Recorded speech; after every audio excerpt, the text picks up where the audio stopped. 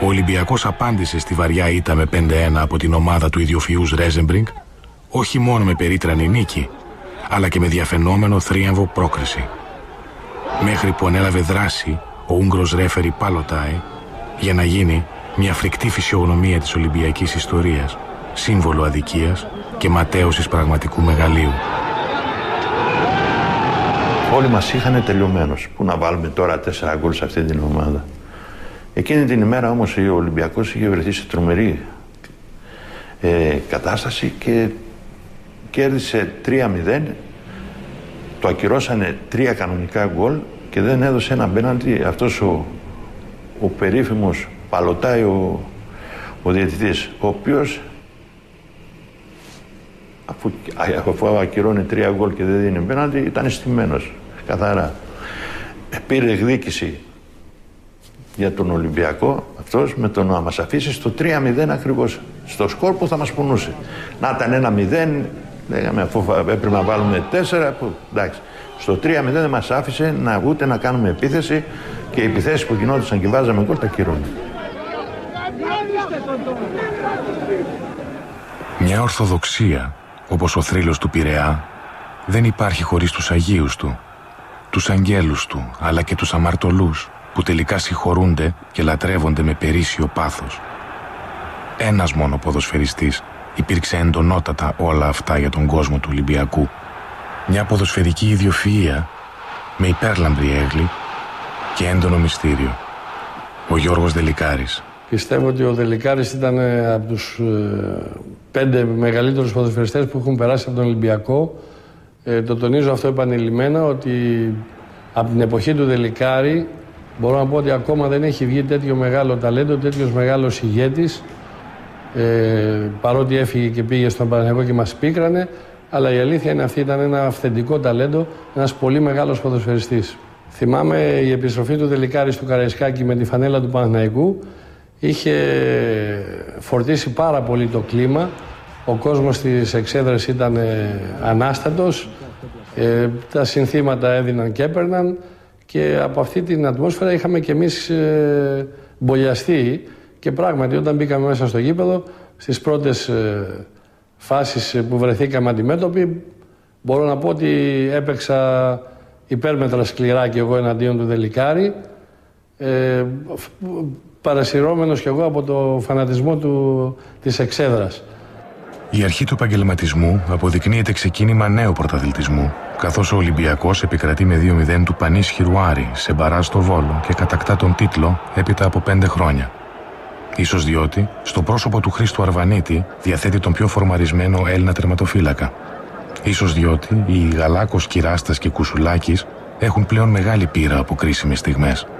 Ίσως διότι οι μεταγραφές του Δεκεμβρίου, Νικολούδης και Άλστρομ, αποδίδουν τα μέγιστα. Όπως και να έχει, η εποχή Νταϊφά ξεκινά με Δάφνες. Η πρώτη ποδοσφαιρική μνήμη σοβαρή με τον Ολυμπιακό και τη σχέση μου, ας πούμε, με τον Ολυμπιακό είναι το μπαράζ στο Βόλο με τον Άρη, μια χρονιά αργότερα. Πράγμα το οποίο το θυμάμαι πάρα πολύ καλά, το είχα ζήσει πάρα πολύ καλά από πρώτο χέρι, ας πούμε.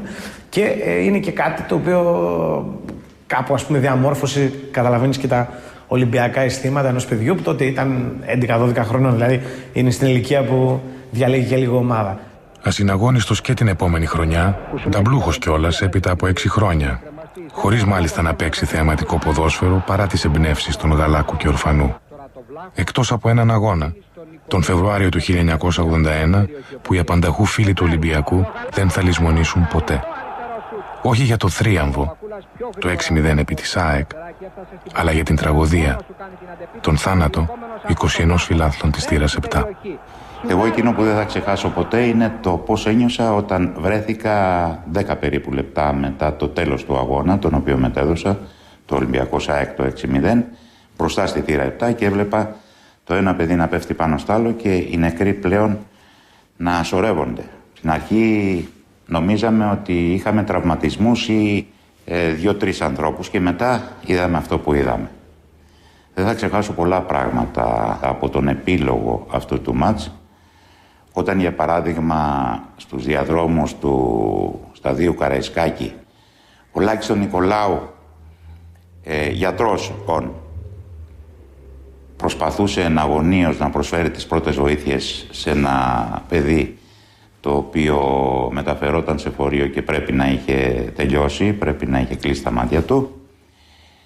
Δεν θα ξεχάσω την ατμόσφαιρα έξω από το Τζάνιο με τον τότε πρωθυπουργό, το Μακαρίτη, το Γιώργο το Ράλι, να κατεβαίνει κάτω και να διώχνει τον κόσμο ο οποίος είχε μαζευτεί για να δώσει αίμα στα παιδιά. Δεν θα ξεχάσω την ατιμωρησία των υπευθύνων και δεν θα ξεχάσω και δεν ξεχνώ ποτέ αυτές τις μανάδες που βγαίνουν κάθε φορά και δείχνουν τη φωτογραφία του παιδιού τους τότε 14, 16, 18, 20 χρόνων. Στο επαγγελματικό ποδόσφαιρο, συχνά η αντιπαλότητα ξεφεύγει από τον αγωνιστικό χώρο και εξελίσσεται σε σύγκρουση ιδιοκτητών, έστω παλαιών φίλων και κουμπάρων. Ενίοτε προσωποποιείται, όπως το Μήλο της Έριδος της εποχής, τον Νίκο Αναστόπουλο. Και σε αυτήν την αναμέτρηση, ο Ολυμπιακός επικρατεί. Με τον Αναστόπουλο ήταν ένα δέσιμο, πέρα από ότι κάναμε παρέα από την πρώτη στιγμή και έξω από το γήπεδο, ήμασταν πάρα πολλοί φίλοι.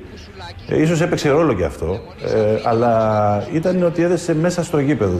Ο Νίκος ήταν ένας ποδοσφαιριστής, ο οποίος κυνήγαγε τον γκολ. Το μυαλό του ήταν ακόμα να μην δίνει και την μπάλα δίπλα για να τη βάλει ο ίδιος.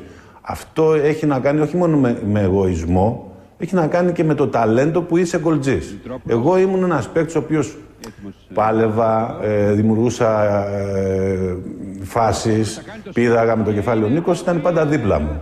Δηλαδή υπήρχε αυτός ο συνδυασμός. Ήταν εκπληκτικό το ότι με το που πήδαγα εγώ στον αέρα, ήξερε που θα πάει η μπάλα. Και αυτό δημιούργησε αυτή τη συνεργασία για αυτό το δίδυμο. Δίδυμο σαν του Αναστόπουλου και του Μητρόπουλου, πιθανότατα να μην ξαναβρει ο Ολυμπιακός τόσο δεμένο, τόσο πετυχημένο.